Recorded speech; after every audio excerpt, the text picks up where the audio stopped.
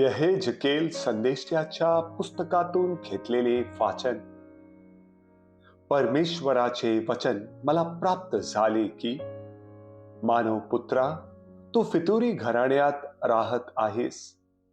त्यांस डोळे असून दिसत नाही, कान असून ऐकू येत नाही, कारण ते फितुरी घराण्यातले आहेत. याकरिता हे मानव पुत्रा, तू देशांतर करण्यास लागणारी सामुग्री सिद्ध कर आणि भर दिवसा त्यांच्या देखत निघून जा. त्यांच्या देखत आपले ठिकाण सोडून दुसऱ्या ठिकाणी जा. न जाणो हे कदाचित त्यांच्या लक्षात येईल, ते तर बंडखोर घराण्यातले आहेत. देशांतरांस जाताना सामुग्री बाहेर काढतात, तसे तू भर दिवसा त्यांच्या देखत आपले सामान सुमान बाहेर काढ. आणि देशांतरास निघतात तसा संध्याकाळी त्यांच्या देखत निघून जा. त्यांच्या देखत तटास आरपार भोग पाड आणि त्यातून आपले सामान सुमान ने. त्यांच्या देखत ते खांद्यावर घे आणि अंधार पडला म्हणजे ते घेऊन जा. तू आपले मुख झाक म्हणजे भूमी तुला दिसणार नाही, कारण मी तुला इस्रायल घराण्यास चिन्हवत नेमले आहे. मला आज्ञा झाली तसे मी केले. देशांतरास लागणारी सामुग्री नेतात, तसे मी भर दिवसा आपले सामान सुमान बाहेर काढले आणि संध्याकाळी मी तटास आरपार भोग पाडले. अंधार पडला तेव्हा मी सामान बाहेर नेले आणि त्यांच्या देखत ते मी खांद्यावर घेतले. सकाळी परमेश्वराचे वचन प्राप्त झाले की, मानव पुत्रा, तू काय करतोस असे तुला त्या इस्रायल घराण्याने, त्या फितुरी घराण्याने म्हटले ना? त्यांस सांग, प्रभू परमेश्वर म्हणतो की, हे देव वचन यरुशलेमातील अधिपतींस आणि ज्या इस्रायल घराण्यातले ते आहेत त्या सर्व घराण्याला लागू आहे. असे म्हण की, मी तुम्हास चिन्हवत आहे. मी त्यांस करून दाखवले तसेच त्यांस घडेल. ते हद पार होतील, बंदिवासात जातील. त्यांच्यातला सरदार अंधार पडला असता खांद्यावर सामान घेऊन निघून जाईल. तो तट फोडून त्यातून बाहेर जाईल. तो आपले मुख झाकील म्हणजे त्याच्या डोळ्यांना भूमी दिसणार नाही. प्रभूचा शब्द. देवाला धन्यवाद.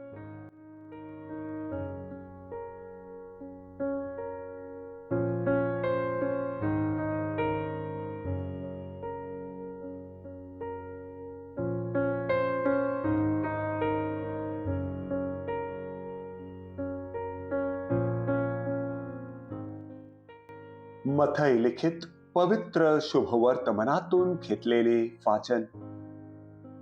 पेत्र येशूकडे येऊन म्हणाला, प्रभूजी, माझ्या भावाने किती वेळा माझा अपराध केला असता मी त्याला क्षमा करावी?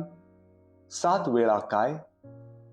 येशू त्याला म्हणाला, 7 वेळा असे मी तुला म्हणत नाही, तर 7च्या 70 वेळा.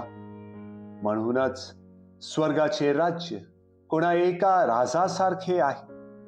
त्या राजाला आपल्या दासांपासून हिशेब घ्यावा असे वाटले आणि तो हिशेब घेऊ लागला. तेव्हा लक्षावधी रुपयांच्या कर्जदाराला त्याच्याकडे आणले.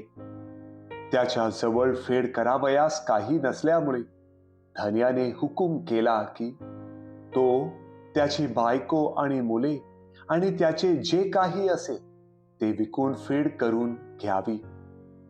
तेव्हा त्या दासाने त्याच्या पाया पडून विनवले, मला वागवून घ्या, म्हणजे मी आपली सर्व फेड करीन. तेव्हा त्या दासाच्या धन्याला दया येऊन त्याने त्याला मोकळे केले आणि त्याचे कर्ज सोडले.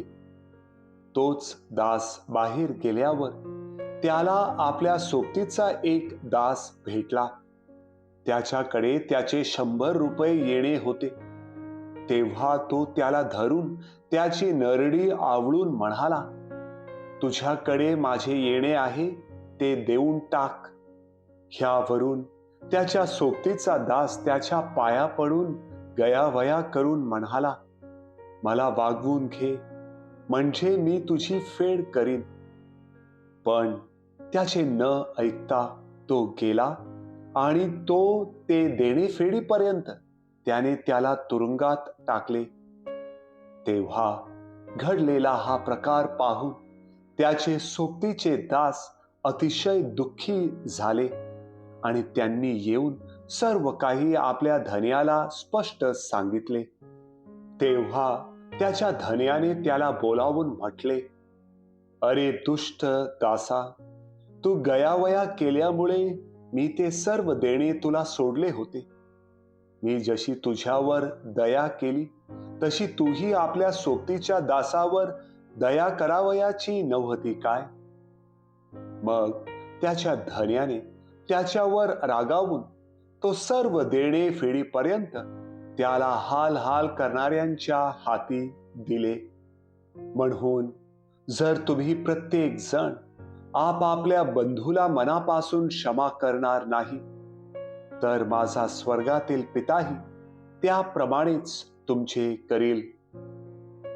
मग हे सर्व बोलणे समाप्त केल्यावर येशू गालिलाहून निघून यार्देनेच्या पलीकडे यहुदिया प्रांतात गेला. प्रभूचे शुभवर्तमान. हे प्रभू येशू ख्रिस्ता, तुझी स्तुती असो.